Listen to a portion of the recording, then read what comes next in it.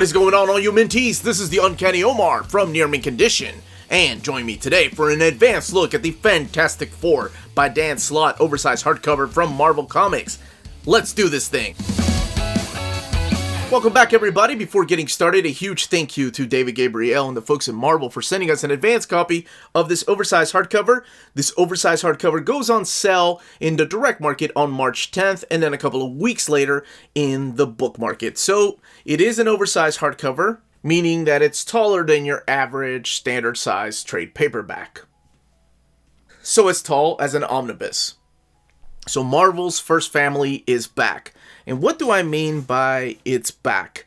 Well, for a while, the Fantastic Four comics were not being printed. They were gone. Like, there were no Fantastic Four comics. And when I mean a while, I mean 3 years. So, back in 2015, April 2015, during James Robinson's run, collected in this trade paperback right here, The End is Forever, this prints the final issue of the world's greatest magazine. And it ends with issue 645. Then we don't see the Fantastic Four for a while. We see them, of course, in the big crossover that everybody was in, and that's The Secret Wars here by Jonathan Hickman. But then they were gone. Sue Storm, Reed Richards, Johnny Storm, Ben Grimm, they're gone. Let me show you a closer look of what the spine looks like, so you can see there. And then, of course, the back. The book retails for $39.99. And we'll look at it under the dust jacket and keep talking about this book. So under the dust jacket, you have this image from Esad Ribic. This is the cover to the first issue, just the regular cover. All right, let's get this book open and talk about it. Of course, there better have been blue bookend pages. Here's the Fantastic Four, all drawn by Sora Pacelli. Uncanny Omar talked pretty one day. And all of this written by Dan Slott, with the exception of a couple of short stories in the wedding special by Gail Simone and Fred Hembeck. Fred Hembeck used to do the little shorts, little comic strips. But I have to talk about the wedding special because it plays such a big part in this particular oversized hardcover. So just in case, I am going to be talking about spoilers. Who gets married? So if you don't want to know and you don't know what's going on in Fantastic Four, then I advise come back to this after you have read it, if you still want to. Of course you should, but don't forget to leave that like button before you leave. Okay, so for those of you that don't care who gets married or don't care about spoilers, let's go ahead and talk about it. You all know I hate talking about spoilers, but even though that's a minor spoiler, everybody that's been reading Fantastic Four has kind of seen it coming for a long time. I still like to give people a heads up. So here is all your creators. You have Dan Slott up here, the issue numbers, who drew which issues. So like I said, Sara Pichelli kicking off the artwork, but then you have Aaron Kuder taking over the run, and then you have Paco Medina later on. But for the most part, it is Aaron Kuder later on, whose art is freaking awesome. I love it. Stefano Caselli also helps out. And here's that standard regular cover that I talked about was under the dust jacket. This right here is the connecting covers to issues 1 and 2. This is a beautiful piece by Arthur Adams and will also be used as the standard edition hardcover cover on the dust jacket for Fantastic Four Omnibus Volume 4. So here we go. The Fantastic Four. So before any of this happens, like I mentioned in Secret Wars, the Fantastic Four were just kind of sent away into space. Not just the 4 characters, but also their kids and the Future Foundation, which is a group of kids. Now, some of the characters, like Johnny Storm and Ben Grimm, got to come back in the pages of the Marvel Team-Up book, which will be collected later on this year in oversized hardcover format, because that's written by the phenomenal Chip Zdarsky. So they're already back here on Earth. Johnny's reconnecting with his friend Wyatt there, but they're missing their family, right? Ben is reconnecting with Alicia Masters, but they are missing Sue and Reed and the kids. They're not complete until all of them are together. But like I said, they've been gone for 3 years, and there's no hope of them returning. And of course, this is Dan Slott taking it back to those amazing classic issues of the Marvel's first family. Now, who gets married? Well, the big proposal comes here in the first issue.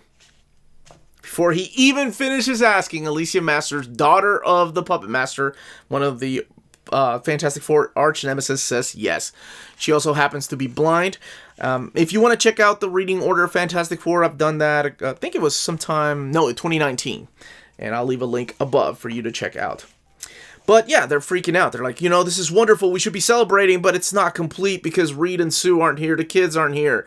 Franklin and Valeria aren't here to celebrate with us. It just doesn't feel right. And then out of nowhere, there's a sign of hope. A signal in the sky. And you know that they're coming back. You have this backup story here from the first issue by Simone Bianchi, which is the return of Dr. Doom to Latveria, kind of setting up the events that happen later on. Now then, the rest of the volumes here is about how they get away from the Griever of at the end of all things. Molecule Man kind of gets lost into this space, and that kind of separates the kids because the Future Foundation, like you have some of the Power Pack kids in there, you have Dragon Man in there, what is her name, Onome from Wakanda, she's in there along with all the Mole Man's kids. But they separate from the Fantastic Four. They were like, hey, we got to go find our friend, the Molecule Man. So that's kind of how they write them off. And later on, you can find them. Like there was a miniseries called Future Foundation by Jeremy Whitley. If you want to check that out, that's available in trade paperback. But Franklin and Valeria, of course, have to stay with their parents. Now, throughout this volume, you will see the return of some classic Fantastic Four villains. There is a funny story in here after they're reunited. Yeah, this here, the Bachelorette Party, the Bachelor Party. Some of it drawn by Adam Hughes, as a matter of fact. And you never see Adam Hughes doing internal artwork, so it's kind of a big deal. This really sweet story here between Ben and the Puppet Master trying to get the approval of his bride-to-be's father. And then you have a retelling of the Fantastic Four in the wedding issue, which is issue number 6. And then Aaron Kuder takes over the run. And Aaron Kuder, to me, has just... I have grown to really enjoy his artwork. It really reminds me a lot of Arthur Adams, mixed with like some Mobius in there. So there's some European storytelling. And I'm talking about Aaron Kuder when here's Adam Hughes' story. This is the Bachelor Party story I was talking about. Like I said, you never really see any sequential artwork from Adam Hughes. He's mainly doing covers. So that's kind of a big deal. Then, of course, the wedding. And what is a Fantastic Four wedding without it being crashed? And who do they have to go and help out? Well, the next story arc explains that it's all Dr. Doom. And see what I mean by this Arthur Adams style of storytelling? Yeah, Galactus is coming to Latveria. The Fantastic Four have to team up with Dr. Doom. Is he good again? Is he bad? What's going on? You can find out for yourself reading these issues. And then Paco Medina comes along and starts helping out with the comic book. There's also a little bit of a crossover with the War of the Realms. If you want to find out how Franklin Richards gets black hair, well, look no further than these issues here. For those of you that have been asking me, wait, what happened to Franklin Richards' hair? I thought it was blonde. I didn't know hair color was that big of a deal since the days of Rogue. Remember when Rogue had the white hair and it was like on the sides, kind of like Reed Richards instead of like in the middle? But anyway, it's all found in these pages. And there's a story that's kind of leading up to the next arc that sets up in issue number 10 and 11. But, yes, the world's greatest magazine is back. It's under the hands of Dan Slott. Now, there is some mixed feelings, of course, about this run. Some people didn't like it. Some people hated it. Some people loved it. Some people loved the fact that the Fantastic Four were back here on Earth. And we finally got to close up some of those story arcs that have been going on for a long time. Let's talk about some of the extras back here. Okay, I skipped a couple of covers, so for those of you that are waiting to get this book yourself, you can be surprised. But these are amazing. I've never seen these. These are the Bill Sienkiewicz variants. And all 4 of the family members, 5 rather, because even Herbie the Robot gets some love. But that is the most badass, kick-ass picture of Herbie the Robot I've ever seen. That's awesome. Then you have the Marvel's 25th anniversary variant here from Alex Ross. And some more covers. Joe Quesada with Big Galactus there. Character sketches. Some new characters that are introduced through these pages. And then, yes, the Marvel's 25th anniversary variant. Now, the Art Germ variants, if I'm not mistaken, maybe they were... Here we go. So going back to issue number 2, they're on the opposite page of the regular cover to issue number 2. And that's where you will find some other variants too. They started doing this, but gosh, these were beautiful pieces. Love that Sue Storm. Let's talk about the binding. 368 pages, and it is sewn binding, so you're not going to need really much of an eye. But let's look at some spread pages, kind of give you an idea of what you're looking at. So we're looking right at the very beginning. We're looking at issue number 1, and this is the very first page. And of course, it's just one spread, but I kind of figured I'd use this one. You can see Johnny's ear right here. A little bit of a gutter loss because of that curve. Not much of one.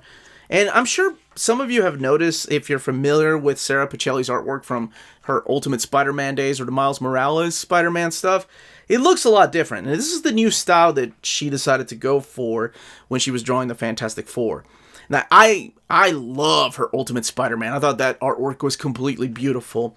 This is okay. I don't know if it made it faster for her to draw, because there were some delays during this run. I don't know if it was her or if it was Dan Slott, but there were some delays in this run, and that's why some people were like, I'm done with the Fantastic Four. But anyway, it's all here.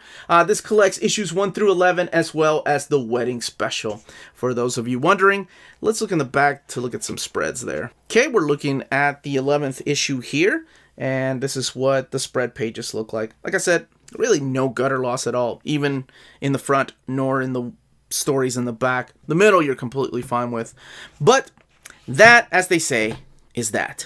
If you're interested in purchasing this book, don't forget to check out our sponsor, CheapGraphicNovels.com, your online source for collected editions up to 50% off retail price. Cheap Graphic Novels prides itself on excellent packaging, so your stuff gets to you in excellent condition, and they have amazing customer service. Check out their bargain deals for up to 90% off cover price. And for all you Minties that are watching, if you're a first-time customer, don't forget to mention that Near Mint Condition sent you their way for a promotional credit on free shipping on your next order. Now, this is only for U.S. customers. CheapGraphicNovels.com, your source for the hottest books with deep discounts, customer service, and excellent shipping that will keep you coming back for more. And that was the content, the page count, and the build of this oversized hardcover, and also where it fits in to the reading order of the Fantastic Four.